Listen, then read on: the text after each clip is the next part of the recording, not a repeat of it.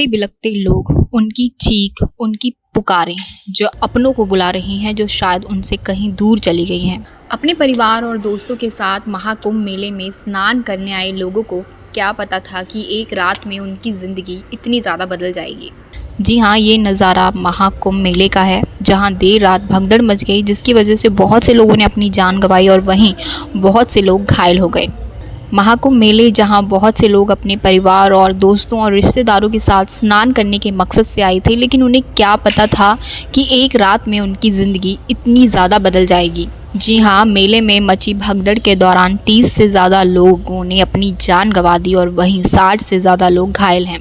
जब प्रशासन का कहना था कि उनकी तरफ से तैयारी, उनकी तरफ से सेफ्टी के पूरे इंतज़ाम किए गए हैं, तो आखिर ये भगदड़, ये मामला हुआ कैसे?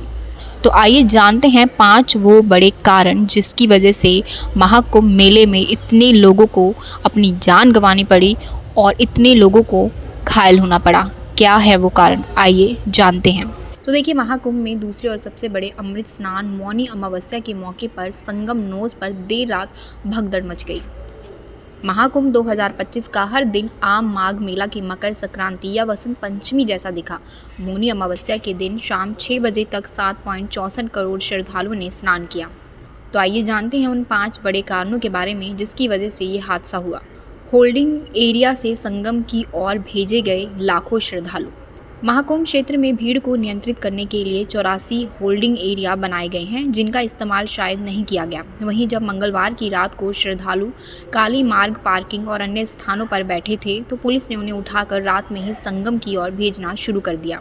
ऐसे में संगम पर 9 बजे से उमड़ी भीड़ अमृत स्नान के लिए बैठी रह गई। संगम पर निकासी प्रवेश का 1 वे प्लान हुआ फेल। संगम पर सभी स्नान के लिए 1 वे प्लान बनाया गया था। काली सड़क से त्रिवेणी बांध पार कर संगम अपर मार्ग से श्रद्धालु संगम नोज जाएंगे और अक्षय वट मार्ग से त्रिवेणी बांध के रास्ते त्रिवेणी मार्ग से बाहर निकलना था। लेकिन ये प्लान फेल दिखा। अक्षय वट मार्ग बहुत कम लोग गए। संगम अपर मार्ग पर लोगों का आना जाना बना रहा। पाटून पुलों को बंद रखने के कारण बेकाबू हुई भीड़। मेला क्षेत्र में श्रद्धालुओं के आवागमन को सुगम बनाने के लिए 30 पाटून पुलों का निर्माण किया गया था, लेकिन 12 से 13 पाटून पुलों को हमेशा बंद रखा गया। ऐसे में अगर कोई श्रद्धालु जूनसी की तरफ से संगम आता है तो कई किलोमीटर उसे चलना होता है। अधिकांश बुजुर्गों यात्री थक जाते हैं, जो संगम नोज पर काफ़ी देर बैठ जाते हैं। इससे संगम पर भीड़ जमा होती रही। प्रशासन की मनमानी के चलते बिगड़े हालात।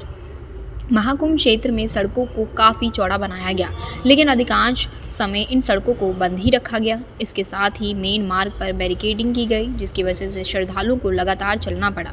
ऐसे में लोग थक गए और संगम किनारे पहुंचकर बैठ गए। ये भी संगम पर भीड़ रहने का कारण बना। सेक्टर नंबर 10 में ठहरी CISF की कंपनी। राहत और बचाव कार्य के लिए महाकुंभ क्षेत्र में प्रशासन ने तमाम बल तैनात तो किए, लेकिन सभी को अलग अलग सेक्टरों में नहीं बसाया गया। CISF की कंपनी को सेक्टर नंबर 10 में ठहराया गया। देर रात जब भगदड़ की वजह से हादसा हुआ तो CISF की कंपनी को बुलाया गया। भीड़ के बीच से सेक्टर 10 से सेक्टर 3 तक आने में कंपनी को काफ़ी समय लग गया, जिससे स्थिति और ज़्यादा खराब हो गई। तो यही वो कारण थे जिनकी वजह से 30 से ज़्यादा लोगों को अपनी जान गंवानी पड़ी और वहीं 60 से ज़्यादा लोग घायल हैं। हालांकि वही प्रशासन अभी भी इस चीज़ से पल्ला झाड़